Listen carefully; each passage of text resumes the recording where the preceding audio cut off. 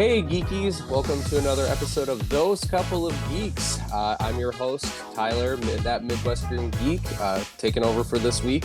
And I'm going to introduce my other two hosts. Unfortunately, Holly's not with us today. She's doing something else right now, but I'm going to introduce my other hosts. Adam, say hello. Hello. And we got the lovely Vanna. Hey there, howdy. Hey there, howdy. Perfect Texas kind of saying over there. So before we start the main topic of the day, main topic being we're going to review One Piece Red. As you guys have heard from the other podcast episodes, me, Vanna, and Adam are big One Piece fans. So we were pretty excited to go see Luffy and the crew on the big screen. So it'll be fun to talk that through. But before we start that, we got to do the one thing that we always do. What's freaking your geek this week, my friends? I mean, honestly, getting to go see this film was freaking my geek. There you go. We saw that it was going to be playing here in San Antonio. The sub version, we watched the subtitles version of One Piece. No disrespect on those that watch dub or sub. I don't think it's really I don't care one way or another. Let's put it that way in terms of what people enjoy, as long as they're enjoying the anime. But we've just always watched it subtitled, especially because we are all caught up. So if you watch it not subtitled, it makes it tough. But that's just freaking my geek, is we got to go see the movie, and it was awesome, and it was so much fun. The music was great to hear on a good sound system in a movie theater instead of just at home. So yeah, super loved it. Yeah, I was gonna say I watched it in sub too because it came out on Thursday night in my local theater that we literally live next door to. Like it's literally just like a 2-minute walk. Like it's like parking lots right there, and I was like, oh, it's Thursday, and oh wait, Red's playing at this theater. I'm going, and I was like, okay, it's either gonna be a 5:30, there was a 5:30 showing or a 8 o'clock showing, and the 5:30 one was the sub and the 8 o'clock was the dub, but the Wild were on and I had to work at 6 a.m. the next morning, so I was like, I'm gonna go to the sub because I've been catching up as well, so I know their voice actors, so I was able to do that. But I plan on watching the dub. I watched a few clips of the dub and it's still pretty good too. So Vanna, anything freaking your geek this week? Well, let's be honest. And while it is this week, but it will be this day whenever our listeners are listening.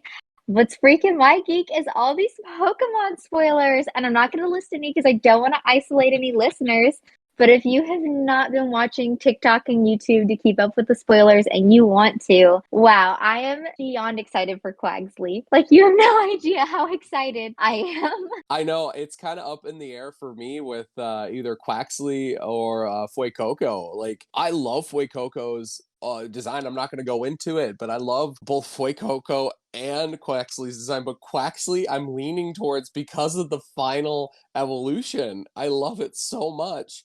But then also to see just some of the forms and everything like that. There was one form in particular that I won't spoil or anything like that, but it's a future form. And I saw it, and I saw the shiny version of it, and I'm going to be shiny hunting that sucker like no tomorrow. Yes. I think I might even know what you're talking about. Yeah. The fact that this episode is airing on the same day as Pokemon release, I know that's what we'll be doing. The three of us, the four of us, Holly included, will be playing the ever-loving heck out of some Scarlet and Violet. Oh yeah, I feel like we're gonna be that Friday being like, all right guys, what's the plan? Are we gonna stream together? Are we gonna play together? We're gonna be on Discord. Like I work that night. So I'll be working, but having Pokemon on right next to me. So like I'll be doing both. You know, the nice thing about Pokemon, you can pause it. You know, you can stop for a second if something comes up. And then Saturday and Sunday, it's like all day, just like probably playing Pokemon. So it's just gonna be us messaging each other like, okay, what Pokemon did you guys get? Or like, where are you guys at right now? So absolutely. Well, I can let you know what's freaking my geek. We are in post Comic-Con day right now. It's Sunday when we're recording this, and we just got done at Twin Cities Con. So Twin Cities Con, me, Holly, my brother Odin, and my cousin Austin, we all went to the Twin Cities Con. Me and Holly got to go on Friday. We had a pass for Friday and Saturday. So we got to go on Friday. Cosplayed as well. We cosplayed, speaking of Pokemon, we cosplayed Blaine and Misty. Everyone was like, oh, Misty, it's so cute, blah, blah, blah. And then they look at me and go, Dr. Eggman? And I'm like, no, I'm not Dr. Eggman. I told you you'd be a good Dr. Eggman I cosplay. We know. talked about that in a previous episode. Yeah, so everyone was like, Professor? Or like Dr. Eggman? I'm like, no, no. I literally had to put Pokeballs like on the strap, like in the front of my, because the lab coat kept hiding it. So like I had to put it like up front, and it was just like, oh dear Lord. So it was just a lot. I mean, like some vendors were like, Blaine and Misty. I'm like, thank you. Thank you. But the amount of times that I got like the doctor from Mega Man or freaking Dr. Eggman, I'm like, okay. It got to a point where I was like, no, it's Blaine. And then like after like the 17th time, I'm like, yep, Dr. Eggman. That's who I am. That's exactly who I am. But all right. But yeah, it was fun because we got to, it was Holly's like first big con. So she got to go see all the stuff and buy all the nice things. So that's the fun part about that. And then we got to meet some celebs as well too. So we got to meet Colleen. God, I don't remember her last name. Basically, she voices Luffy. So she voices Oh, Luffy in the cool. English dub, and she voices Riza Hawkeye.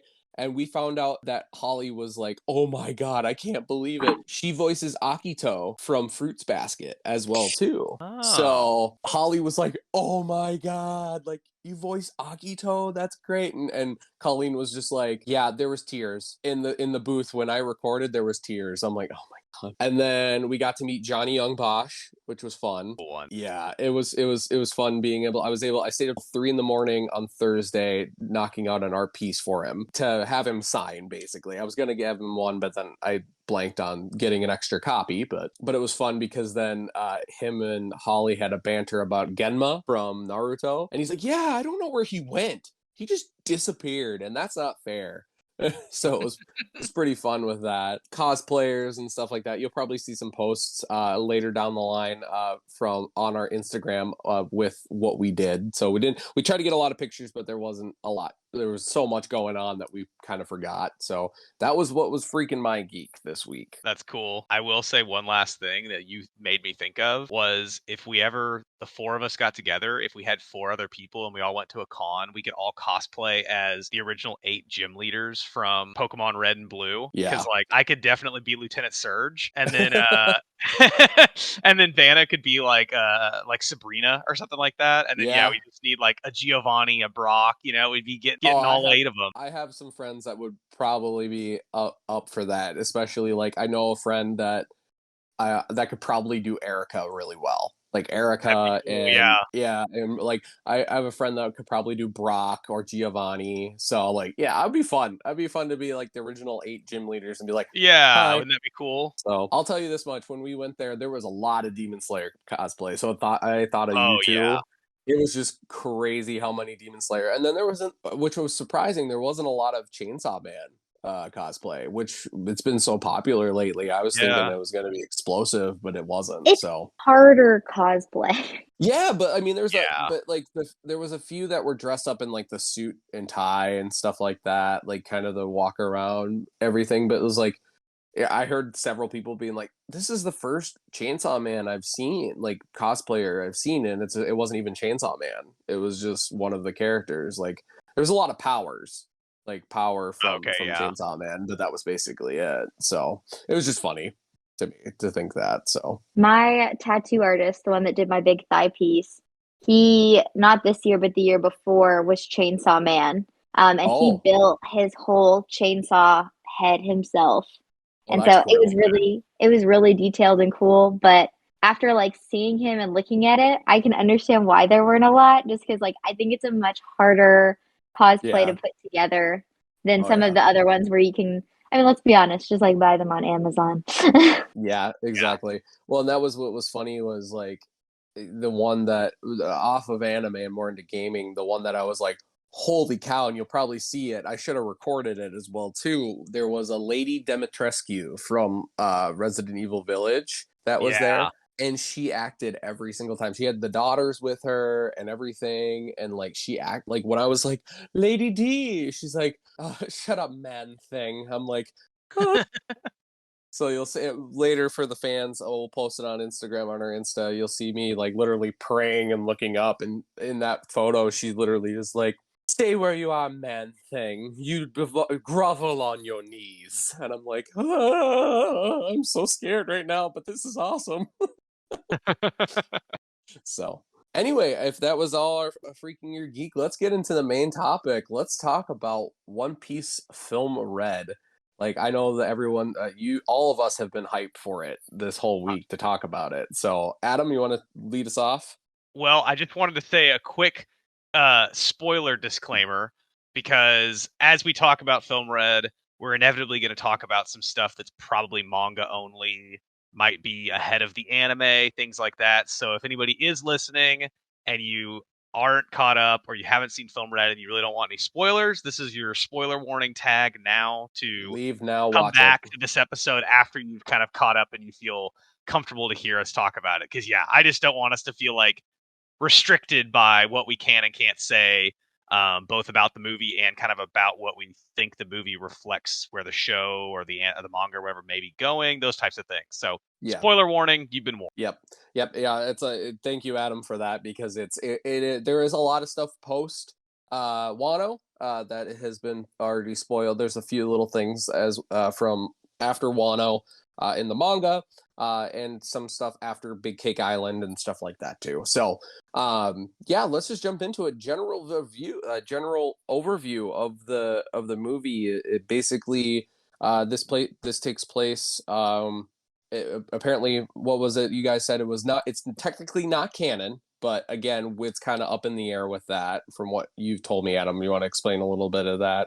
So it's not canon to the manga. However, Eiichiro Oda did heavily contribute to the writing and production of this movie, which is something he hasn't done on past One Piece films. And so, while it's not canon, it's also definitely the most canon film that they've ever produced for a One Piece film. Meaning that there are definitely elements to this film that we believe are going to, if they haven't already, are going to happen in the manga down the line, which we'll get into. But yeah, that's kind of where this film lies in terms of the landscape of One Piece. And what I think Tyler might have also been asking was chronologically, Oda kind of put in the manga like a part like after as they're leaving where like the red-haired pirates make an appearance. And that's like supposed to be kind of where that leads into the movie, even though the movie's not canon. Yeah, they're leaving Wano, and that's when that takes place, toward at the end of the Wano arc. So when Shanks uses his hockey to stop that admiral.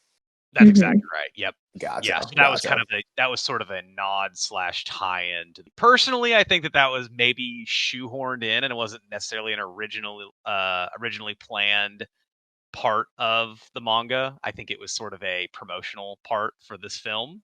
But that's personal opinion. There's no fact behind that. I just have a speculation of that. But yeah, I don't blame them. You got to promote your videos, you know. Exactly. Well, a little bit of overview with the movie, and then we'll kind of get into general review.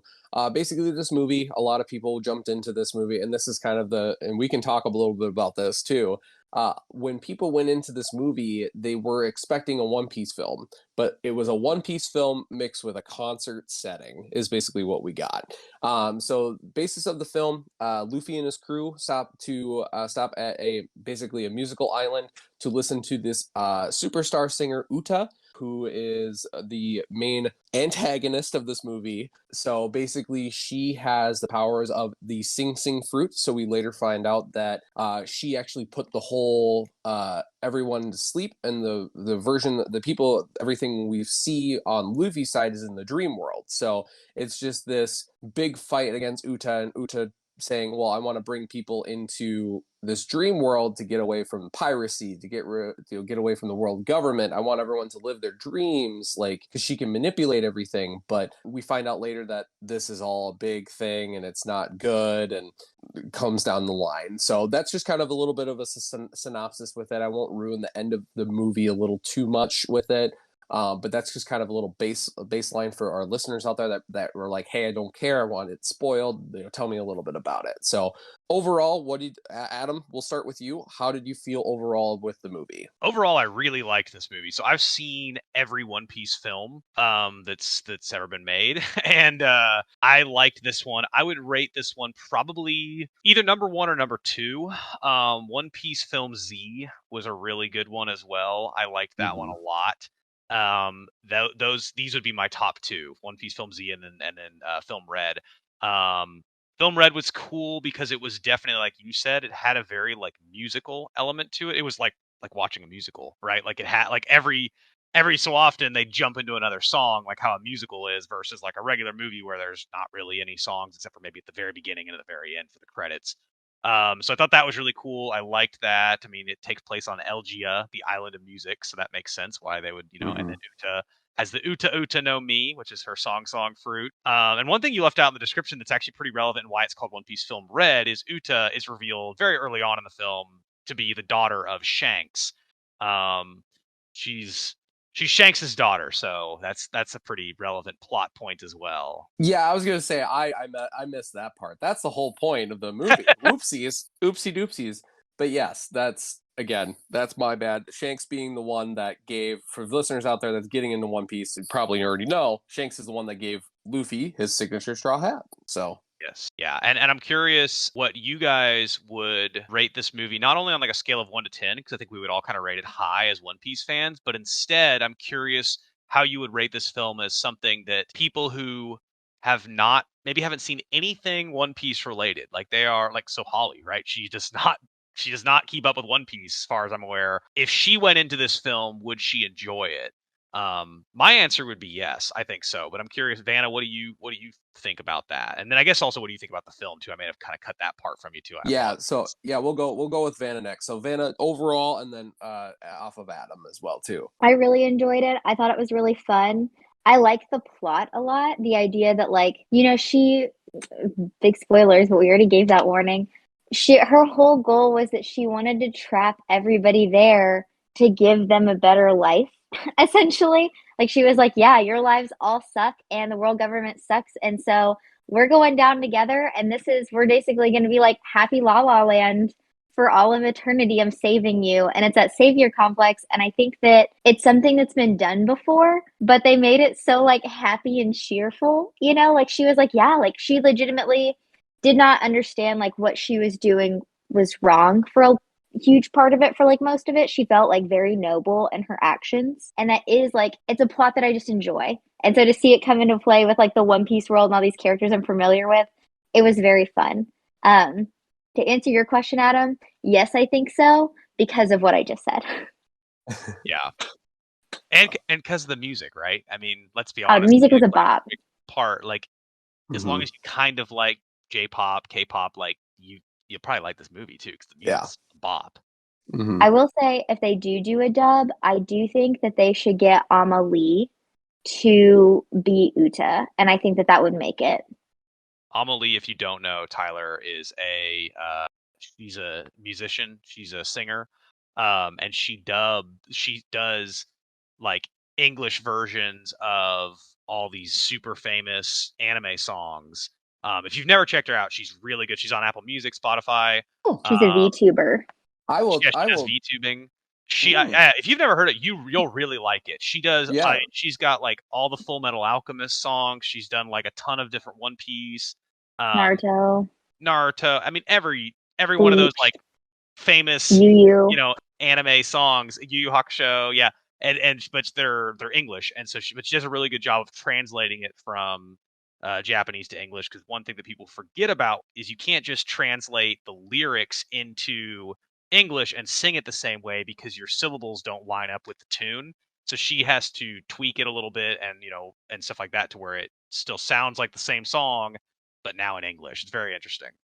And on Apple Music right this second, she has the intro song for this movie already dubbed. Yeah, and she it's already amazing. dubbed the intro. The gosh, what is the name of that New song? Genesis. It is New Genesis. Yeah, she already has that out as of like November 3rd. So Yeah, I was gonna say because I constantly my guilty pleasure is whenever I'm like, okay, I'm not feeling rock, I'm not feeling country, I'm not feeling this. I literally have a playlist of all the anime openings and anime endings of the certain ones that Same. I really like, and if there's an English version of that, of course I'm gonna put that on because then it can be I can have it on in the background and someone's gonna be like, "What is that?" I'm like, "It's from anime." Yeah. But it's English. Ha ha ha. So So shout kind of out to Amelie. It's Amalee, all one word. yeah. So check her out, I'm gonna listeners, if you haven't. well, I'm gonna definitely do that. That's for sure. So but yeah, to go over mine, I think as a One Piece. So number, I'm gonna go through it, kind of answer your question and then generalize. I think this was an amazing movie. I loved every step of the way. I was laughing. I was like, oh man, this is not good. Like those legit reactions where you have in the movie, like because I'm a talker in the movie, but I talk to myself, and it's just like, oh man, like oh my, oh like there would be parts with certain characters. So I'm like, oh my god, like dear lord, we'll get into that later. But as far as an overview of the movie, I think people will enjoy it. But like if someone with Holly like's background that wants to know about these characters, I feel like she'd be a little bit lost. So I do agree but disagree as well too, because you do have moments where you're like when I was watching the movie, again, spoilers, uh Big Mom pirates show up. So you see Big Mom, you see Karakuri, you see Oven, you see Bruley, these characters that you know have seen before. It's the same thing with Bruno. When Bruno showed up, I was like, Ennie's lobby, hello, how are you doing? I didn't remember. I thought you were dead. So Yeah, like the it's CP folks, the Cypher Pole folks showing up was interesting.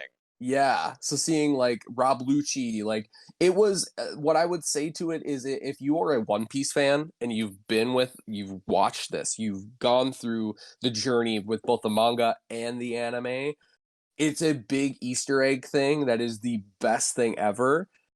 And on top of that, with the music, it's just so great. But also, I feel like if you aren't a One Piece fan, you're still going to enjoy it. You're still going to laugh. You're still going to say like, "I like this character. I like that character. There's funny jokes. There's Yeah. this and that and this." But you're not going to understand who these people are. Like, I mean, seeing Kobe and Helmepo, I can't say his name That's right right. all the Yeah. time. Like seeing them and then talking about Sword, like I know that, like that's a cool thing Yeah, that's something to other people have no idea what that would have is. no idea. Same thing with CPO, like the CP guys. Yeah. Not understanding well, why are they there? Like they're a different branch. I don't understand that. Like who are the? I think you have a lot of character moments, which we can talk about next here. Where in the film you, as a One Piece fan, you're going, oh my god, that was the greatest moment ever. Like I love that this Yes. character did this character, like all that stuff. So which can lead us right to our next segment. What was your favorite character moments or like favorite moments in the film overall? Like if you're going through the film, like what was your uh favorite moments from characters to like pieces, like it can be all that. So I want to go first if that's okay, because I know the exact moment because like I couldn't get it out of my head for the rest of the movie. I was just like cracking myself up on it over and over. There's this moment where Sanji and Zoro are arguing back and forth like they do. If you watch the anime or read the manga, like you know that's kind of their MO. And Law gets so upset and he's like, "We don't have time for this." And I thought if that's not Law's entire MO through any arc that he's in, or he's like, we don't have time, like we are gonna die, like get it together. I was like, this is just so like what a perfect quote for this character. He's like, we don't have time for this. It's like, yeah, we sure don't. Yep. Yeah, I feel that too. I feel that. Any other one? Adam? Law dealing with the Straw Hats is always like you feel for him because it's like he's actually trying to focus on the mission, and they are always just like off in La La Land doing their own damn thing, and he's just like, guys, please, seriously, like focus. We need to get this together. Like he's like trying to be the dad of the group, and it's just like not working out for him. And I will say he was the dad of the group for not only the Straw Hats, but his own group. Because my favorite moment, the one that made me laugh out loud to the point where someone looked at me from behind, was Yes. when they were at the concert and they're like, Law, I didn't know you were a fan. He goes, I'm not here, I'm babysitting. And Beppo came out of nowhere and he's just dressed up and he's got the Uta thing like that Like plays the like like the pops open. yeah, pops open and it's just like and Law just like the moments when they're like having the serious conversation of trying to figure out how to deal with Uta and like the backstory of Uta, like the music Toda thing. And Law's just like, I'm gonna say, and then you hear and he's like, and Beppo's like, I'm sorry, it just keeps going off. I'm so sorry. So that was one of my favorite funny moments of the movie was seeing like just like, Law, what are you doing here? And I'm like, yeah, why is he here? And it's just like Beppo. And Beppo's just like, Yeah. hi. I think he even says I'm supervising. Yeah, Yeah, he's like, I'm that's right. He does say supervising. that. Yeah. No, Oh, yeah, that's great. yeah. I love the I don't know. And then yeah, because then there's the parts where like Beppo gets turned into like a little chibi Beppo and he's like very Yeah. cute. And like the Sunny gets turned So into yeah, like a small Oh my character. God. Sunny. Small Sunny was the cutest thing ever in that movie. Yeah. That was when I knew. So it doesn't really you don't know that they're in this like dream world for quite a while. At least I Yeah. didn't pick up on it right away. It's kind of hidden. And then all of a sudden when like Sunny was alive as like a little it looked like kind of like Chopper mixed with like the Sunny, which is their Mm-hmm. ship. The Sunny is their ship. Um that was when I was like something's not right here. Like this doesn't make sense. You know what I mean? Because I was like Uta's devil fruit, which she has the Sing Sing devil fruit like we talked about. It doesn't make sense that it's like turning things like inanimate objects into like living beings. So that was Yeah. when you kind of started to notice like something fishy was going on. I started to pick that up when the Straw Hats got beat so easily. Like I understand like when you look at it again, like when Uta goes, Yeah, "Well, you're a pirate." Oh no, great. I have to deal with you. The fact that she took on and they even say that. That's what I liked as well too is like a little connection with a moment is like when Luffy goes up on stage he goes, "Oh, I recognize you." And it's like, "Oh, it's one of the emperors. Like Luffy's here. Like one of the emperors is here." Um and then he's like, "Well, Shanks's daughter." And then it like after all that stuff and she's like, "Oh, you're a pirate. Oh, I guess I'll have to take care of you now."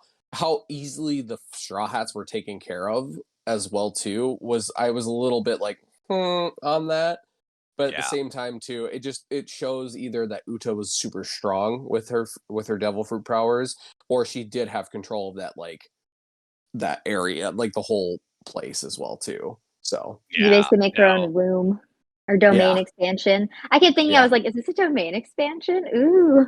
Yeah. little Jujutsu Kaisen act. A little bit of that. Okay, so um let's see. My favorite part of the film, because I don't think I fully said it. My favorite part of the film was very much towards the end, and it was just the final fight scene when they're fighting the Tote Musica demon that comes out. yeah. I loved when Yasop and Usopp were able to sync up because of like hockey. Because that to me was kind of that maybe that kind of gets us into our next talking point. But to me, it was like one of those things where I was like, okay, this hasn't been fully revealed in the manga yet. That like Usopp has this really good like observation hockey and stuff, and like has that future sight and all that. But like we've all kind of known it's been coming ever since back on like Dressrosa, Yeah. when Usopp kind of starts showcasing some of those abilities. And so I liked that this movie was like very much, yes, he's gonna get those and he's gonna become really strong, like the Sniper King and all that. So I thought that was a really cool part. Living up to God Usopp. Exactly. Yeah. Well, and Katakuri trying to explain future sight to Shanks, and Shanks is just like, nah, man, you don't need to tell me. Oh, that was great. Yeah, he starts Katakuri starts explaining like, "Oh, I can actually see the future" to Shanks, and Shanks is like, "Yeah, man, like I could do that too, better than you actually." Like, he's like, Shanks is you don't like, need to calm tell me how down, that works, child. little man." Yeah.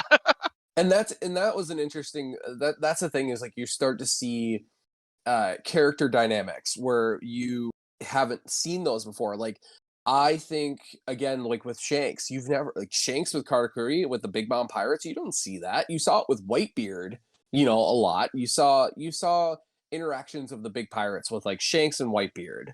And like Shanks and Dracula Mihawk, like those things. So it's interesting to see, like, oh well, I'm going to talk to a big mong pirate and say, yeah, okay, kid, the kid that almost took out freaking Luffy on Big Cake Island, in the Mirror World, freaking Karakuri. So it was interesting to see that character interaction with Shanks. So You're absolutely dead on too, because this film showcases not only Shanks more than I think we've ever seen him, but especially his crew.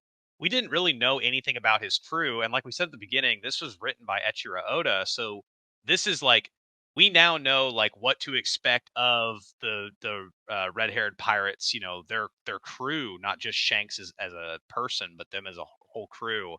I thought it was really cool. You get to see some of their powers. Like we never have seen, how several of their things work, right? Because I just thought I thought it was a cool feature as well. And also, it's called Whole Cake Island, not Big Cake. yeah, well, that's my bad. I knew it was cake. I wasn't gonna so correct you, but I know it was a big cake on an island. So Big Cake Island. That's Big Bomb and Whole Cake. That's I think where yeah. you See, I think that's where I got it. So My next point is going to take us from the point Adam just made into hot takes. So if you have something to insert in between. yeah. Well, I was gonna say more of the for some other character moments that I'll bring up that I really liked, is again talking about the future stuff, is talking with the whole Bruno and Kobe thing where he's like, oh, I didn't know Sword was here. So that's another thing, being able to, we knew Sword was coming, and we know that that's something that's being developed for the world government and what the Navy's doing. So it's interesting to know that, number one, Kobe's on Sword. So, and especially right now with the manga, what happens to Kobe is an interesting thing. So we don't know where that's going to go. But then also my favorite thing out of it, I've always been a sucker for admirals. I like the admirals a little bit, but my favorite admiral is Fujitora. The when it was, because I Barcelino is really cool as a, like, I like his, like, oh, I'm here, I'm makeshift Adam Sandler, hello, like, but he doesn't care about civilians. So being able to see Fujitora be like, don't hurt anybody, like, that's why I love Fujitora. So seeing him in action of like trying to fend off during that musical scene was great, but also being like, guys, don't no, we're not doing this, stop it. Like, I don't know, it just hit everything, all the character interactions, from like Brooke being stuck on the musical note, and it's like, all right, Brooke, sing it. Me, Ray. Just like all those things just really got me. So I think that you calling, I always call him Kizaru, but I know you're technically calling him his first name. So like, I just always call them by their last names. I think that's just because I watch it in sub, so it's like what it looks like to me. But the you calling Kizaru makeshift Adam Sandler has made my whole day. it is. There's a guy on TikTok. He's doing sweaty TikTok updates, and he's going through One Piece while he works out. And when Barcelino was on the screen during the first Sabati arc, where these like when Kuma sends them all different directions, he's like, makeshift Adam Sandler, get away from the Straw Hat Pirates. And I cannot see anything else now, because he looks like Adam Sandler, an anime Adam Sandler. He's always been my least favorite. Fun fact though, all the admirals are based off of famous Japanese actors though. So they're actually okay. an actor that looks just like all of them. Oh, okay. And he is based off of that. But so I mean, Adam Sandler also being an American actor, like you're kind of close too, in the sense that he is based off of like an actor as well. Yeah. It just makes me laugh, because when you look at them side by side, like minus the glasses, it just makes me laugh a little bit. He's also probably my favorite admiral, by the way, Borsalino. Really? I love his, like, he's like, ooh, like doesn't care, and he's got the drip. He's got like that cool like yellow pinstripe suit. Like, I don't know, man. I think he just cracks me up. I like him a lot. I always get excited whenever he shows up. He's my least favorite because he's like very Aaron Burr from Hamilton to me. Like, it's like, you stand for nothing, man. Like, at least I know. Oh my gosh. Okay, so I'm going to give myself away, like how I call them. Aokiji, I know him because I love him, and Fujitora. They're my two favorites. They're very much like on, I feel like, our side as like the audience. Whereas Lava Man, I at least always know the call he'll make. You know what I mean? Like, I know where his head is. I don't agree with him, but You I can know guess his what he's gonna logic. do. But like Kizaru is like, you stand for nothing, sir. What you falling for? Like, what are But we that's why I doing like here? him. I like because you don't know where he's gonna fall. Like he's like, you know what I mean? You're like, what's he gonna do? Is he gonna just be like lazy and be like, I don't want to do that, or is he gonna like go in and like, attack these pirates, or is he gonna just like, nuke someplace and like kill a bunch of civilians too, and be like, well, they were collateral. Like he's just, I don't know, he's all over the place. I like his like randomness. I'm always excited to see like what's he gonna do. Like you said with the Mhm. other ones, like I can guess, like, well, what are they gonna do? I think it's funny that we mentioned all of them except for the new one because we don't know much about You it. don't, yeah, when we haven't seen Green Bull very much. Green Bull just Yeah. like he kind of came onto the island and like, mess some stuff up and then gets sent home. It's Yeah, like, well, all right. that was basically it. Yeah. So I think that's just funny how it's like we're all like these guys, and it's like and Green Bull's just like, hi, I'm over here. I'm sure we'll learn more about him later, and then my opinion might change. I might Yeah. end up liking him more. I don't know because Yeah. he seems pretty cool. I like his devil fruit, the plant. Devil Gotcha. fruit, pretty Yeah, cool. I think that's really cool how all the admirals have a certain like element Yeah, for a zone, like for a different like devil fruit specifically. So right.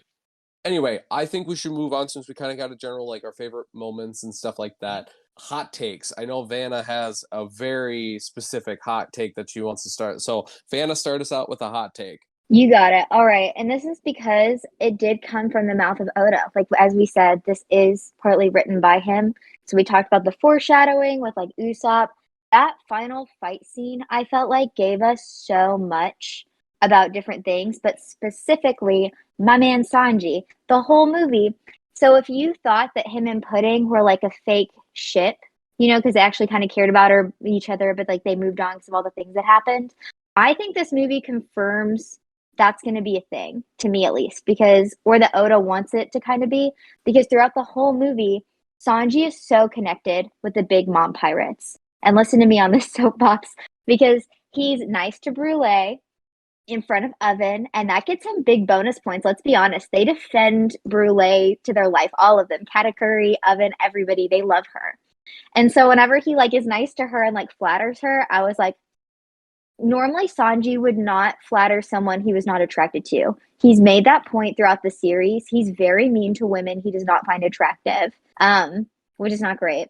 But he was nice to Brule, and he would not typically find her attractive. And I thought that's kind of like that's interesting. But then the final fight scene, whenever a Straw Hat basically matches up with someone on the outside, because it's Luffy and Shanks, it's Usopp and Daddy. That's Yes. right. Yeah. Um, it's Sanji and Katakuri, and they're doing identical kicks Yeah. at the same time. That's the move, like where he lines up. And I thought Sanji and Big Mom, like we're seeing this connection again. And I just feel like Oda's really solidifying that connection through this Yeah. movie. That's my hot Yeah. take. Yeah. I think you're dead on. She pointed that out to me after the movie, and I was like, I honestly didn't notice it as much. But when she pointed it out, there was a bunch of times in the movie where like Sanji and the Big Mom pirates are much closer than there's not a single other Straw Hat that's kind of close to them. And so I think you're dead on with that. I think that'd be an interesting take of moving forward because, like, I mean, we saw Big Mom in this movie, which was for those in with that are caught up in the manga, we don't know if she's dead or alive. I mean, that's kind of where we're at. Is she got toppled by the Straw Hats and Law's group and Kid and everything like that. Same Awesome. thing with with Kaido too. So we don't know if that'd be an interesting take. Is if Oda goes around, we're saying, okay, Kaido's dead, so Kaido's gone, and Big Mom's still around, but her power is less. That'd be an interesting take for Luffy is if he has enough power to be like, okay, well, Big Mom can be because he already has kind of the Straw Hat fleet already. So that'd Yeah. be interesting if Sanji in the future becomes that leader of the Big Mom pirates and like kind of the Straw Hat fleet that way. So My take on that is that if Big Mom is actually dead, if Oda's not good at killing off characters, but if he's actually will actually commit to killing off Kaido and Big Mom, which I think makes sense because it's kind of like where do you go from here with those two characters? Katakuri makes the most sense to take over the Big Mom pirates and kind of lead mhm. them and lead the family. And Katakuri has respect for Luffy and respect for the Straw Hats because of their fight. So that would then the bond between kind of frenemies to some extent with the Big Mom pirates and the Straw Hats Grand Fleet, I could see that taking place a lot more easily. Yeah. And again, if like, it's like whenever you back in the day would marry somebody into different families to like help kind of bond those families, like putting and Sanji getting together would kind of help solidify that relationship Yeah. as well too. Yeah, I think it'd just be interesting because I mean, we like a little bit of manga spoilers as well too. Is we know that Pudding's still alive. She's been kidnapped by Blackbeard at this point. Yeah. So it'd be interesting because I don't know if they'll even bring because when I saw Big Mom in the movie, I was like, that's a little weird, especially since we saw again another spoiler. We saw Gear Fifth. We saw Gear Fifth at the end of it. Yeah, you So see a that was glimpse Yeah, of we it at the did. you end. see a glimpse of it, so that's really cool to see. And that's kind of where it is. It's just kind of like where like I'm glad that it's like, oh hey, it's not canon. So it because that screws with a lot of people, a lot of One Piece people, because that's in my brain would be like, okay, that'd be if Big Mom's in the picture, she does not like the Straw Hats, no matter what. There's no Yeah. forgiving what she did to Yeah. with everything. So The only way I see Big Mom staying alive and being relevant is if she completely loses her Big Mom memories and becomes like Lin Lin. Like how she was like when they first landed on Wano and she was like really nice. And yeah, like, like if that became her permanent character, like she lost all of like the bad side of her, that's the only way that I could see her being kind of still in the story, at least for me, and like it making sense for her to like somehow start siding with people like the Straw Hats, because otherwise it doesn't yeah. really make sense why she would. So, on that topic, now that we've seen way more of Shanks through this movie, and it's still within like our hot takes realm, who do you think is the actual strongest emperor? And I don't mean by like, well, the manga's gonna make it Luffy eventually because that's how like he's the main character of the story. I mean like right this second, Current timeline, yeah. current timeline, who is the strongest emperor? I'm gonna go with I still think it's Shanks because there's a moment in the movie that really solidifies that with everything. We've seen Luffy's hockey, we've seen his conqueror hockey, we've seen what it does to the normal people. But like if there's people that have something to counter that hockey, they don't really do anything. In the moment where Uta comes out of it and everyone's about to come out of everything, like she's like, I have to do something, I'm sitting here, and Shanks is right there, and you see Fujitora, you see Barcelino, and they're like, all right, we're gonna take her in, she's gonna die, like we gotta kill her, all this stuff. And Shanks goes, nope, she's my daughter, and uses hockey. You see all the admirals go down like on one knee, and they're like, oh my god, this is an emperor. Like that to Yeah. me says that Luffy has still a long ways to go. He's still got Gear 5, which I think is an interesting thing to Yeah. continue off of, but he's nowhere near where Shanks is with his hockey, because Shanks took like you even hear Barcelino say that, he's like, wow, you literally knocked out most of the people. So Adam Yeah. said the same thing. Yeah, well, because he knocks out vice admirals, and they comment on the fact that like no one's hockey has ever been able to knock out like a vice admiral, because like not all of them, but some of the vice admirals even go down, which that's pretty impactful, because typically at the vice admiral level they're able to withstand like a Conqueror's hockey blast like that and not get like passed out. exactly. Yeah, I think that's an interesting take. Yeah. Yeah. Vanna? So I agree. And my hot take more goes, I guess, from it to back to Big Mom and Kaido. I think Shanks is the strongest. I don't think that those two would think so or like recognize it, but I think it's because they're kind of the boomers. No offense. They like are so wrapped up in themselves and what their goals are that they have isolated themselves from the rest of the world, whereas Shanks has continued to travel and battle and grow. And so I think that they have been stuck on this like mission that has not worked for them to this point. Either of them, it's probably not going to at this point in their lives, like with how much they put together. And so I think that they're just kind of stuck in place, and they still think they're the strongest, like they were when they left the Rock. And they still see Shanks as like a kid, but like Shanks has become what they used to be, but even better. And I think it's because he's continued to grow. I actually think I'd put second Blackbeard above Kaido or Big Mom. And I think it's the same reason. Mm-hmm. I think we should end this hot takes by saying, what would you rank for how we have our current emperors right now? So our current emperors, so again, spoilers for the manga as well too. I didn't get to say who my top emperor yet was, though. By the way, Okay, well, go ahead. Go ahead. How it's about that? relevant to what you were saying, so not to cut you off, but mine is Red Nose Buggy is the top emperor. And okay, I'm kind of trolling, but I'm kind of not, and here's why. That dude has been falling up since the start of this series. He was the first like real antagonist for Luffy, and we've seen him go from just like no name like clown pirate to he is now one of the emperors, which you were getting ready to list. And I am not convinced that Oda is a troll. Okay, Oda loves trolling the fandom. I am not convinced that Buggy does not somehow become like official king of the pirates, in name across the world somehow. While every like real pirate knows that it's Luffy at the end of this series, I would not be shocked at all if Oda trolls everyone and does that. A white man? No. One bit. So is he actually the strongest? No. But is he like gonna be possibly the most successful? I mean, maybe. There's a good chance. You're shaking your heads, but I'm kind of right. Okay, so going back into that, now we can do the last hot take of this, because this is Yes, apparently a hot take. We can do the ranking of the the ranking of the emperor. So Yeah. we got Luffy, we got Buggy, we have Blackbeard, and we have red-haired Shanks. Yes. So Vanna, would you like to go first on your ranking? Who do you think is number 1 to number 4 being bottom? So, and I want to point out that with this, I'm also including the people that are under them, because I do think that that's huge. Because let's be honest, Luffy couldn't have taken down Kaido or Big Mom without his allies. Yeah, and I think that plays like a major factor. Agreed. So it's like, did Luffy beat Kaido one-on-one? No. We know that.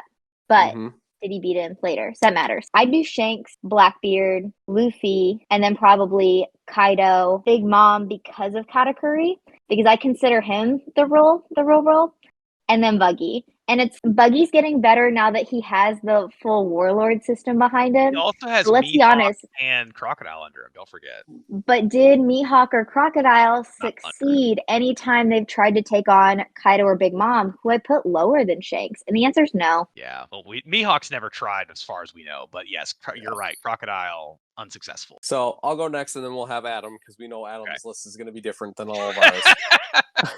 So yeah, looking at all the emperors, even past and in the present, I would say Shanks is the top one. I'd say number 2 was Kaido. I mean, Kaido was very, very, very powerful. The fact that Luffy had to fight him several times just to beat him is crazy to me. So I'd say Kaido number 2, 3 being Blackbeard. We don't know what Blackbeard's capabilities are. The fact that he can possess 2 devil fruits is very interesting to me, which theory on that, which I can sidebar into quick. Someone brought up a theory that he's actually 3 people in one body, which is interesting. So we can have that Jolly Roger. And the 3-head Jolly Roger. Is that he's got the mythical Zoan Cerberus devil fruit, and so because of that, he's able to have 3 devil fruits in being Cerberus, and then the other 2 that we know he has, the Yami Yami no Mi and the Earthquake, the Quake one. Yeah, the Quake one. So anyway, number 3 being Blackbeard, 4 being Luffy, 5 being Big Mom, and of course the Jester being number 6. I love Buggy, I do, but he has dumb fucking luck. I'm just gonna say that right now. He's the fact that when I read that first chapter, when I read the chapter, it was like, oh my god, there's the new emperors.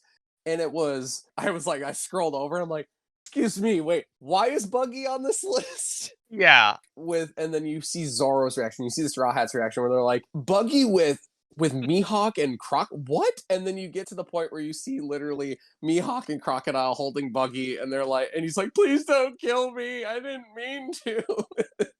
It makes me laugh because yes, it's stupid that his ass has been in the right place at the right time when he doesn't deserve it. It's the same thing with Impel Down. Everyone was like, Captain Buggy, you did this for us. And it's like, wait, did I? But that guy did. No, all right, I'll take the credit. So, yeah. Yeah. All right. So my list. Okay.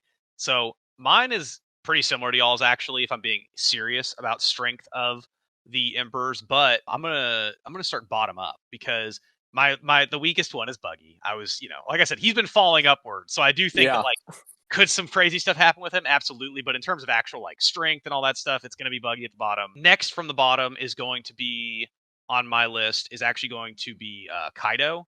I think that Kaido himself was very strong, but I don't think that his underlings were very strong. The only person that's taken the person that's taken the most L's in the entire series was like Kaido's like number 3, that Jack, the big mammoth.